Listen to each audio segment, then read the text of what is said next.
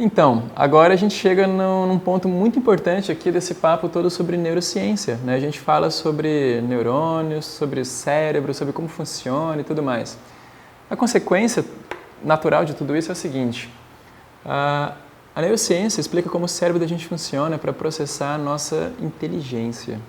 E aqui um ponto-chave é o seguinte: o que é inteligência? Né? Dentro do nosso contexto aqui, existe ser mais inteligente, ser menos inteligente, ser burro? Existe isso? Então, dentro do nosso contexto de neurociência, pedagogia e didática, o que a gente entende de inteligência é o quê? É a nossa capacidade de fazer escolhas. Né? Um conceito básico de inteligência é esse. A nossa inteligência é a nossa capacidade de fazer escolhas conscientes e resolver problemas. Então, ao longo do nosso estudo, é importante que a gente seja o quê? Um estudante inteligente, para que a gente possa fazer melhores escolhas sobre horários de estudo, quantidades, estratégias, métodos, material, enfim, para que a gente possa ser seletivo naquilo que a gente está fazendo. Ser inteligente significa ser seletivo, ser capaz de selecionar aquilo que nos faz bem, que nos é melhor, né? Ou seja, fazer melhores escolhas. E aí, nesse contexto, entra uma condicionante muito importante, né? Que é o seguinte: muita gente fala que estudar é chato, né? Que estudar é uma coisa chata, inútil, etc. E essa história de ser burro vem bem aí. Estudar não é chato. Chato é ser burro. Chato é ser ignorante. Chato é você perder tempo no ensino médio e reprovar numa matéria, reprovar o ano inteiro. Chato é você se propor a fazer uma coisa e não conseguir. Então, estudar não é chato. Chato é você não conseguir fazer escolhas, é não saber usar a tua inteligência.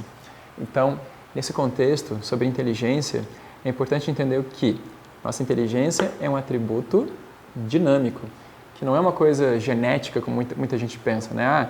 Dizem que fulano nasceu inteligente e fulano nasceu burrinho, coitado. Não existe isso. O que existe, claro, é todo um estímulo que pode favorecer essa inteligência. E é importante que você saiba disso. A nossa inteligência é um atributo dinâmico que pode ser estimulado, favorecida, certo? A inteligência pode sim ser favorecida por hábitos e trabalho. Mas, por enquanto, vamos focar no seguinte: ser inteligente é saber fazer escolhas. E quando a gente escolhe ser estudante, a gente tem que trabalhar de forma inteligente. E aí entra um ponto-chave que é o seguinte: como funciona essa inteligência ou como se mede essa inteligência? Você já ouviu falar em testes de QI ou coisa parecida? Aqui no Aprenda Mais eu não vou trabalhar nesse contexto, ok? Eu não concordo muito com essa formatação de medir inteligência ou quantificar quanto alguém é inteligente. A gente não vai usar aqui o conceito de que alguém é mais ou menos inteligente. O conceito aqui que a gente vai usar é de que alguém pode, por treino, hábito e estímulo, melhorar sua inteligência como atributo e daí fazer escolhas melhores e mais produtivas. Tudo bem? E por que eu estou dizendo isso? Né? A gente pensa, né, que inteligência é um atributo dinâmico, ele é, mas tem que pensar também que a inteligência de cada ser humano é uma inteligência única, que depende lá das suas experiências, que depende de todo um contexto ambiental, social, de todo um estímulo. Ou seja, cada cérebro é único, cada pessoa tem a sua inteligência, cada pessoa tem a sua forma cognitiva de pensar, de lidar com a realidade. Então não existe uma forma de medir a inteligência de todos os seres humanos e qualificar e quantificar isso. A gente vai jogar aqui no Aprenda Mais com a proposta de que a inteligência é um atributo único. E qual que é o problema dessa concepção? Se a inteligência de cada ser humano é única, isso quer dizer o quê? Que cada pessoa aprende de um jeito. Aqui no Aprenda Mais, por exemplo, você está vendo técnicas, estratégias e considerações sobre aprendizagem, mas será que tudo que eu falo aqui vale de igual para todo mundo? Provavelmente não. Algumas estratégias, técnicas e considerações que eu aplico aqui são válidas em maior parte para algumas pessoas do que para outras. Por quê? Porque cada pessoa, ao participar desse curso, vai processar isso aqui tudo de uma forma muito específica e pessoal, baseada nas suas experiências. O problema disso qual é? É o sistema educacional. Se cada inteligência é única, a gente deveria ser tratado como um indivíduo único. Porém, o que a escola faz? A escola sistematiza processos de ensino que ignoram isso. Na escola, existe, por exemplo, um professor que fala do mesmo jeito, da mesma forma, para todos os seus alunos, como se todos fossem capazes de aprender tudo daquele mesmo jeito. E não é bem assim que funciona. Por isso, um ponto-chave sobre a nossa inteligência é entender o quê? O papel do nosso protagonismo, o protagonismo na educação. Se eu entendo como eu aprendo, eu posso lidar melhor com as formas de aprendizagem e com aquilo que a escola me oferece, aquilo que a instituição de ensino me oferece. Se a escola não leva em consideração minha forma de aprender, tudo bem. Eu, como estudante, estrategicamente vou fazer o quê? Eu vou adaptar a minha forma de estudo para aquela que eu aprendo mais. Então, a ideia é sistematizar a minha inteligência e organizar a minha forma de aprender. Fazendo isso, a gente joga com a nossa individualidade e se beneficia disso tudo. Falando nesse contexto sobre as nossas formas de lidar com a inteligência, você talvez já tenha ouvido falar por aí sobre o Howard Gardner, que é um pesquisador que trabalhou uma teoria bem interessante que a gente vai aplicar aqui, a teoria das inteligências múltiplas. O fato é o seguinte, não se fala só que a gente tem a inteligência. O que nós temos, na verdade, são competências e habilidades que podem se manifestar na forma de múltiplas inteligências, que Gardner coloca para a gente como sendo o quê? A inteligência linguística, por exemplo, a facilidade de lidar com letras, com línguas, com áudios, enfim, com linguagem. A inteligência lógico-matemática, que favorece a percepção de padrões, é o pessoal de exatas, é a capacidade de perceber relações entre ideias. Existe inteligência visual espacial, que lida com a inteligência imagética, boa para quem gosta de mapas mentais, por exemplo. Existe também a inteligência musical, aquela que as pessoas têm bem desenvolvidas quando trabalham com instrumentos musicais, com canto e sonoridade. Existe também a inteligência sinestésica corporal, aquela inteligência do corpo, de quem trabalha bem com a parte de educação física, com coordenação motora e toda a parte que envolve a concepção do corpo. Existe também a inteligência, que a gente vai chamar de inteligência interpessoal, é a inteligência social, de perceber o outro ser humano, de ter uma capacidade de socializar. E, por fim, a sétima inteligência, proposta pela teoria das inteligências múltiplas do Howard Gardner, é a inteligência intrapessoal, é o autoconhecimento, é a capacidade de perceber a si mesmo. Então, tudo isso, essas 7 formatações da inteligência, elas trabalham conjuntamente com a nossa percepção da realidade. E é importante perceber que cada pessoa tem algumas dessas inteligências mais afloradas, mais evidentes e mais desenvolvidas do que outras. Enquanto que quem não percebe isso, muitas vezes por não se dar bem, por exemplo, com uma disciplina de exatas, pensa que simplesmente é burro, e não é. A ideia é, nós temos habilidades distintas e limitações distintas também. As inteligências múltiplas, elas nos indicam justamente o quê? Qual é o meu perfil de aprendizagem. Eu, por exemplo, me identifico muito bem e percebo em mim a inteligência visual espacial e a inteligência intrapessoal. O que significa isso? Que quando eu estudo, eu gosto de estudar, por exemplo, usando mapas mentais, esquemas e diagramas, porque a minha inteligência visual é desenvolvida. E também a minha inteligência intrapessoal, ou seja, a minha inteligência que lida com rotina, com hábitos, com a necessidade, por exemplo, de estudar sozinho, em silêncio, sempre seguindo certos rituais e condições. Então, ao fazer esse trabalho todo de percepção e perceber a nossa inteligência ou o nosso perfil de inteligência, fica muito mais fácil e muito mais prático e muito mais eficiente o nosso jeito de estudar. Sobre essas inteligências múltiplas, é importante saber também o seguinte, todas elas trabalham conjuntamente. Não é porque eu digo que eu sou uma pessoa mais visual que eu vou me limitar a estudar apenas de forma visual. Eu posso também, claro, trabalhar as outras inteligências e os outros métodos de estudos baseados nessas inteligências. O que eu quero dizer com isso? Que a nossa inteligência é um atributo dinâmico. Não é como a nossa altura, que é estática. A nossa inteligência ela é dinâmica, logo, ela pode ser trabalhada e estimulada.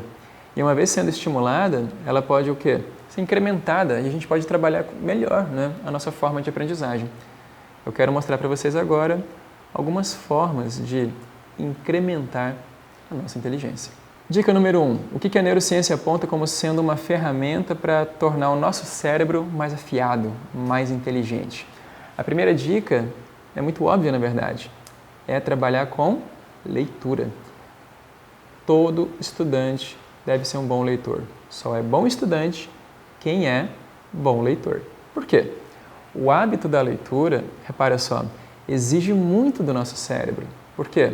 Depois que você aprende a ler e escrever e aprende a lidar com a simbologia das palavras, esse trabalho da leitura exige muito trabalho cognitivo.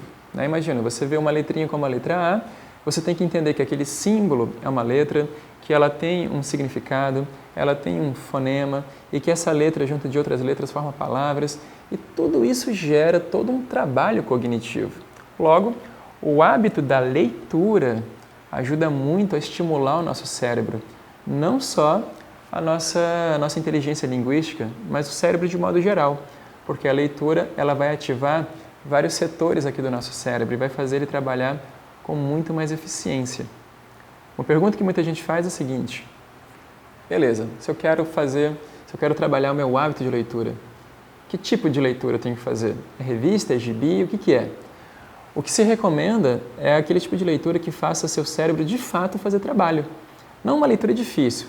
Imagina que aqui a gente está falando de uma leitura recreativa, certo? É uma leitura que você lê como recreação. É a leitura de O Pequeno Príncipe, O Senhor dos Anéis, O Guia do Mochileiro das Galáxias, qualquer coisa assim. Então, literatura recreativa. E qual é a literatura recomendada pelos neurocientistas? Adivinha só? É a literatura de ficção científica. Por quê? Por que ficção científica?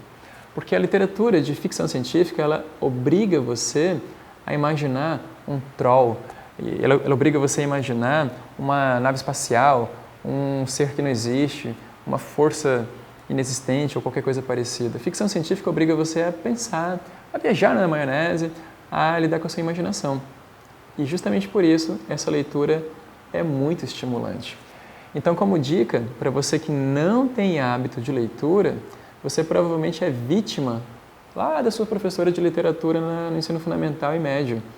Né? As escolas aqui no Brasil obrigam jovens que ainda não têm hábito a lidar com a leitura de livros mais complicados, maçantes, e que muitas vezes, para o jovem, não são tão interessantes. Então, essa literatura chamada de literatura clássica, muitas vezes não é um primeiro bom contato.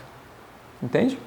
Quando uma criança tem um primeiro contato com a literatura e de cara ela não gosta ou muitas vezes odeia aquele livro, cria-se aí um bloqueio. E a pessoa passa a pensar que leitura não é necessariamente um entretenimento, não é necessariamente um prazer. Por quê? Porque ela teve uma experiência ruim, causada muitas vezes por um professor ou professora de literatura. Se você teve esse problema e não conseguiu cultivar até hoje o hábito de leitura, experimente passar numa livraria, experimente folhear alguns livros e tente encontrar o livro. Aquele que vai fazer você se apaixonar por leitura. Aquele que vai fazer você pensar em um sábado à noite em ficar em casa lendo, porque isso vai te entreter. Então a literatura ela é extremamente importante. O hábito da leitura faz toda a diferença, porque só é bom estudante quem é bom leitor.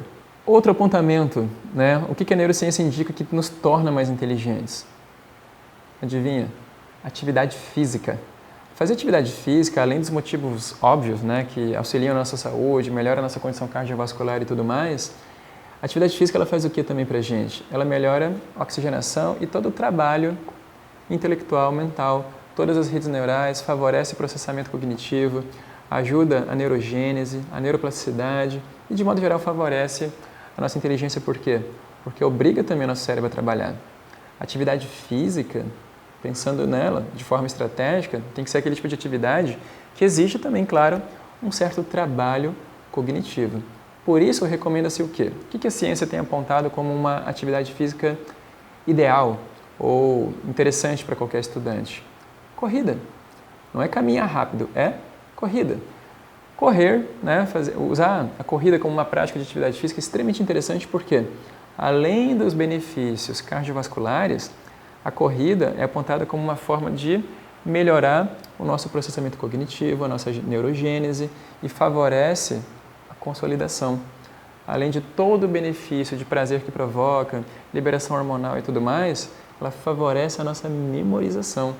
Então a corrida, por exemplo, é um exemplo de atividade física que todo estudante deve incluir na sua cartilha de hábitos. E não é assim, uma atividade física eventual, uma corridinha de fim de semana. O ideal para o estudante é vincular a atividade física na sua rotina de estudos. Se não for possível diariamente, pelo menos que seja regularmente. Além da corrida, o que mais se recomenda? Atividades que exigem coordenação, como natação, pilates, dança, artes marciais, a própria musculação, se feita de forma mais moderada. Todas as atividades que exigem foco, concentração e consciência corporal. Essas atividades, elas trabalham também o nosso lado cognitivo e favorecem a nossa inteligência. Por exemplo, presta atenção nas universidades, como as universidades dos Estados Unidos. O universitário americano, né, dentro do país dos Estados Unidos, ele é estimulado a fazer parte de um programa de atletismo ou de ter algum tipo de relação ou vínculo qualquer com atividades atléticas. Justamente por quê? Porque eles sabem que um atleta estuda melhor, que um estudante estuda melhor e aprende mais se ele for mais atleta. Então, você não tem que virar um atleta de ponta. É importante apenas que você vincule atividade física à sua rotina. Então, isso é um ponto estratégico também. Muita gente, né, abandona a academia, abre mão de atividade física para poder estudar mais tempo. Isso é um erro. Não faça isso. Coloque na sua rotina de estudos o hábito de praticar exercícios. Eu garanto para você que isso vai fazer toda a diferença. Outro ponto-chave fundamental para cimentar nossa inteligência e estimular o trabalho cognitivo é o estudo de novas línguas. Imagina só, quando uma criança aprende a escrever, né, naquela fase inicial da escolinha, é ali naquele ponto que a inteligência dela começa a trabalhar realmente num outro patamar. Porque imagina só, a prática da leitura, a prática de aprender uma língua, nossa língua nativa como o português, por exemplo, exige o quê? Exige que você saiba reconhecer símbolos, como as letras. Exige que você saiba reconhecer e lembrar e memorizar o som de cada letra, a junção delas na forma de sílabas, a junção das sílabas formando palavras, o sentido e o significado dessas palavras. Tudo isso gera muito trabalho cognitivo e força o nosso cérebro a trabalhar muito. Então isso torna o nosso cérebro muito mais afiado. Só que olha só, depois que você aprende a ler e escrever, depois que você passa pelo processo de alfabetização, isso tudo fica muito intuitivo. Não dá mais trabalho, né, você fazer a leitura de qualquer coisa na sua língua nativa. Claro, assuntos complicados sempre vão dar trabalho, mas entende o que eu quero dizer? A leitura na nossa língua nativa, ela já exige bem menos atividade do que exigiria quando a gente estava lá atrás aprendendo essa língua nova. Então, o que acontece? Depois que a gente aprende a nossa língua nativa, é muito interessante que a gente aprenda uma língua nova assim que possível. Por quê? Aprender uma nova língua vai reativar no nosso cérebro todas as regiões de linguagem que agora já estão mais dormentes, né? Depois que você aprendeu sua língua nativa. Ao estudar uma língua nova, o que acontece? Você reativa partes do seu cérebro que fazem com que ele fique bem mais afiado e bem mais receptivo a informações novas. Então, estudar uma língua estrangeira ajuda você a aprender matemática, ajuda você a aprender direito, ajuda você a aprender qualquer coisa, na verdade.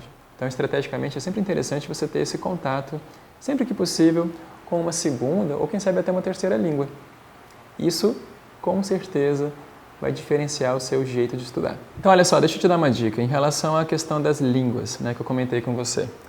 Se eu tiver que pensar numa segunda língua, estrategicamente, que língua deveria ser? Eu recomendo que você, se possível, aprenda inglês.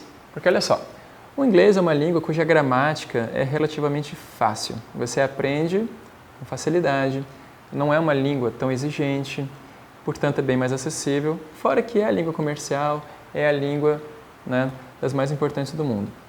Por que o inglês é interessante? Porque o inglês é uma língua fácil. E a partir do momento que você aprende inglês e tem uma certa fluência e consegue raciocinar em inglês, olha só o que acontece. Aquele assunto difícil fica mais fácil quando pensado e estudado em inglês. Porque pensa só, um assunto complicado, muito complexo, difícil, quando é estudado na língua portuguesa, que também é uma língua difícil, ele parece ficar ainda mais difícil.